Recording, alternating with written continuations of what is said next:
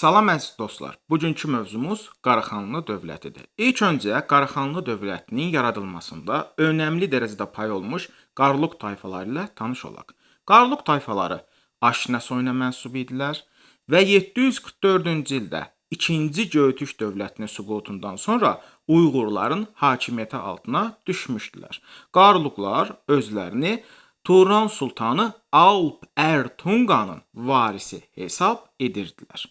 İndi isə Qaraxanlı dövlətinin yaradılması ilə tanış olaq. Qaraxanlı dövləti 840-cı ildə Qutluq Bilgə Qədir xanın başçılığı altında Qarluq və digər türk tayfaları tərəfindən yaradılmışdı.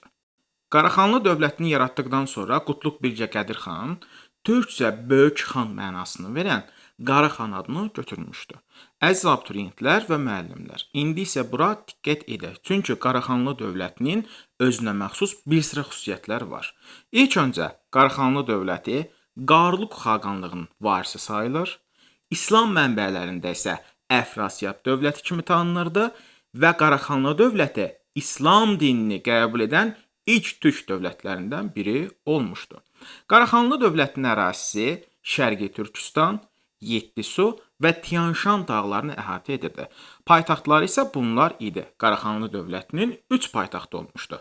Balasaqun, Qaşqar və Üzgen.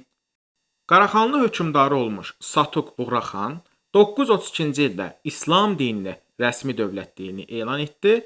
942-ci ildə isə Xaqan titulunu qəbul etdi və paytaxtı Qaşqar şəhərinə köçürdü. Əziz abituriyentlər və müəllimlər, biz dedik ki, Qaraxanlı dövləti İslam dinini qəbul etmiş ilk türk dövlətlərindən biri olmuşdu. Türkistanda İslam dininin yayılması nəticəsində türk dilində İslam ədəbiyyatı yaranmağa başladı. 1. Türk yazısı ərəb qrafikalı yazılı əvəz olundu. 2. Və 10-cu əsrin sonunda ilk dəfə türk dilində Quranın təfsiri yazıldı. 3. Deməli belə, Qaraxanlı dövlətinin əsas rəqibi Samanilər dövləti idi. Bu səbəbdən 999-cu ildə Qaraxanlı dövləti Qəznəli dövləti ilə birləşərək Samanilər dövlətini süquta uğratdı və onun ərazilərini ələ keçirdi.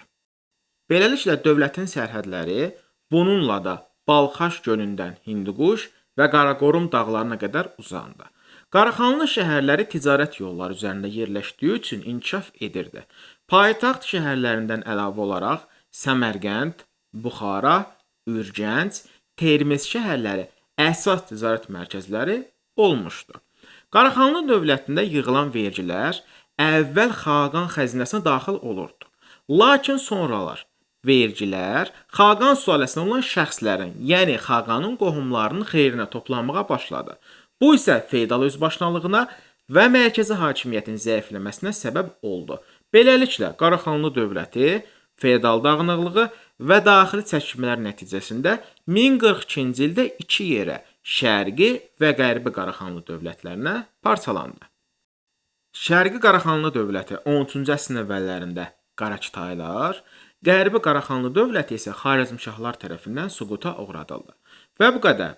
Bugün biz Qaraxanlı dövləti ilə tanış olduq. Onu da nəzərinizə çatdırım ki, tariximizin izi olaraq qrup və fərdi olaraq hazırlıq dərslərimizə qeydiyyat aktivdir.